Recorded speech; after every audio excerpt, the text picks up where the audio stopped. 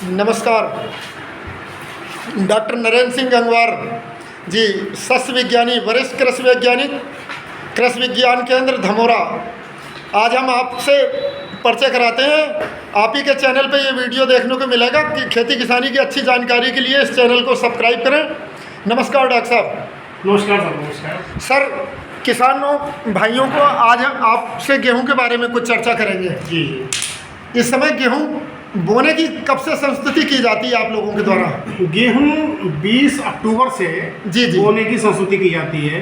अब जो नवीनतम प्रजातियां हैं उनके लिए 20 अक्टूबर के बाद किसान भाई बुवाई कर सकते हैं। जी सर, और 2-3 अच्छी किस्में बताएं जो अपने रामपुर जिले के लिए अच्छी हों, बहुत शानदार हों। जी, अच्छी जो नवीनतम किस्में हैं जैसे DBW 327 है शायद। जी 303 भी है सर आप लोगों हाँ, हाँ। 327 है, 303 है, जी। DBW 332 है, DBW 370 है, DBW 371 है, DBW 372 है। जी सर, इतना ही काफ़ी, फिर किसान लोग भूल जाएंगे।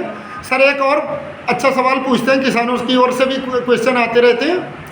एक WH 1270 वैरायटी है, हरियाणा एग्रीकल्चर यूनिवर्सिटी से रिलीज है, उसके बारे में क्या राय है आपकी? ये अपने इस क्षेत्र में तो नहीं चल रही है। अच्छा। जी, अपने इस क्षेत्र में अधिकतर जो प्रजातियां चल रही हैं जी, वो HD 2967 है, DBW 303 है, जी। DBW 222 है। ये प्रजातियां इस क्षेत्र में अधिक चल रही हैं। सर, किसान भाई 1 एकड़ में बीज दर कितनी रखें जब बोएं फसल? 1 एकड़ में यदि समय से किसान भाई बुवाई कर रहे हैं, जी। यानी कि 20 अक्टूबर के बाद 15 नवंबर तक आप बुवाई कर रहे हैं, जी। तो आपको 40 किलोग्राम प्रति एकड़ की दर से बीज पंक्तियों में बुवाई करना है। जी सर, और ये सवाल कि जब किसान भाई खेत की तैयारी पूरी कर लेते हैं, 3-4 हैरो मारने के बाद टिलर लगा देते हैं, खरपतवार लगभग सड़ के तैयार हो जाते हैं, तो बेसल डोज के तौर पे किसान भाई कितना फर्टिलाइजर यूज करें? जी। ये जो हमारी अधिक उपज देने वाली प्रजातियां हैं, इनमें 150 kilogram nitrogen, 80 kilogram phosphorus, 60 kilogram potash प्रति हेक्टेयर की दर से किसान भाइयों को देना चाहिए। सर, इस तरीके से साइंटिफिक आंकड़ा किसानों के समझ में नहीं आता।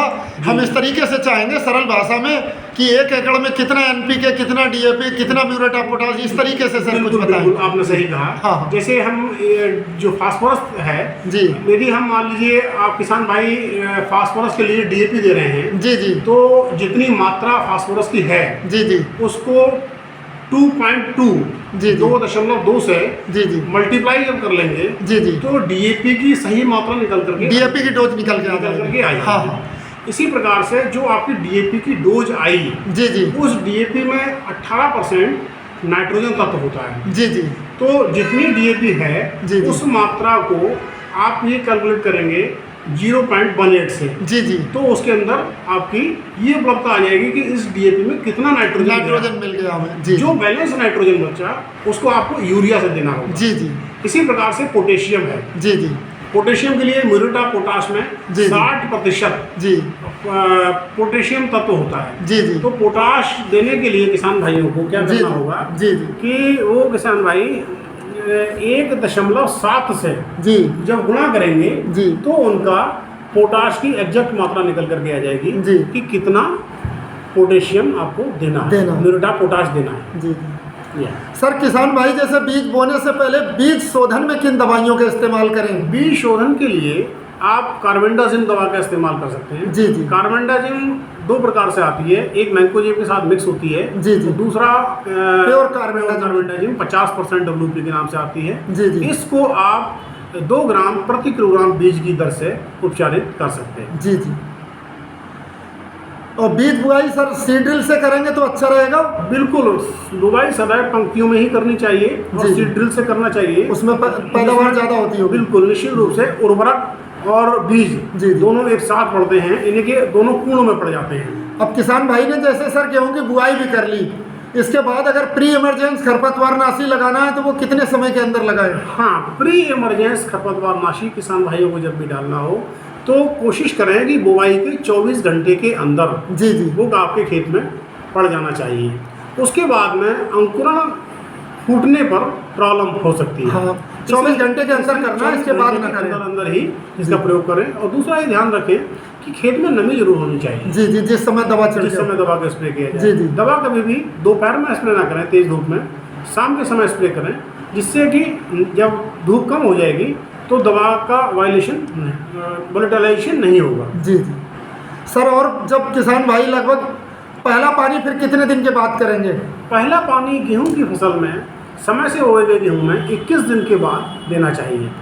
गेहूं की कुछ क्रांतिक अवस्थाएं होती हैं। जी जी। जैसे पहली जो अवस्था है जी जिसको हम CRI स्टेज बोलते हैं। जी जी। क्राउन रूट इनिशिएशन स्टेज, या हिंदी में कहें ताज मूल अवस्था। जी जी। इस अवस्था पे 21 दिन में गेहूं की फसल में आती है तो किसान भाइयों को सिंचाई अवश्य करनी चाहिए। 21वें दिन जरूर करनी तैयारी। जी। जिन लोगों का डीजल इंजन से है तो डीजल से, नहर से है तो नहर से, जी जी, ट्यूबवेल से है तो उसकी व्यवस्था इंश्योर करें बिल्कुल कि 21वें दिन के आसपास, 20वें या 21वें या ज़्यादा से ज़्यादा 20.5 हो जाए, 22वां दिन हो जाए बस। जी जी। अगर कोई दिक्कत बिजली नहीं आती तो बिल्कुल। बहुत बहुत धन्यवाद डॉक्टर साहब। इसके बाद अगला वीडियो फिर बनाएंगे आपका, और डॉक्टर साहब का ये वीडियो चैनल पे उपलब्ध है, किसान भाई देख सकते हैं।